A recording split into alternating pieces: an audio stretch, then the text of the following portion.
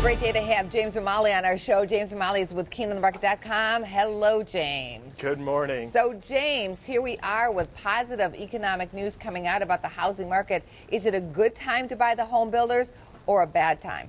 I think it is a good time to buy the home builders. Like you said, we're seeing a lot of upbeat data relating to the housing sector this week. We had good housing numbers on Monday and follow through with good data on Tuesday as well. In addition to the home builders, we're also seeing very bullish activity in home improvement related retailers like Home Depot and Lowe's. Now, one home builder I want to talk about specifically is Toll Brothers, T-O-L. Now, this stock has been down this year. It's down around 4.5%. So in a market where valuations are looking stretched across a lot of different sectors, this might be a good place for me to deploy some capital, especially as I see institutional money coming in and getting long this name. We're seeing a lot of upside call activity in TOL, along with other home builders like DHI and KBH. Now, these have been three stocks that have caught a lot of activity, a lot of call buying on Monday and Tuesday, and it's the first time we've really seen institutional money coming in and getting aggressively long a sector over the past month and a half or so. I have to ask you about Apple. Apple going above $100 in the market yesterday. So what do you think about this stock?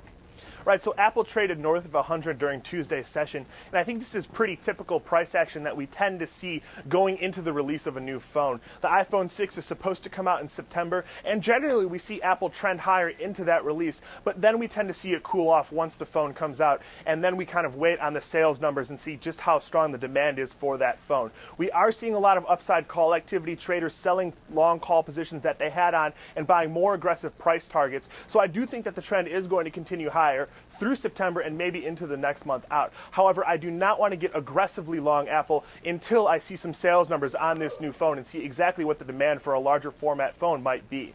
Thanks for coming on the show, James. Thank you for having me.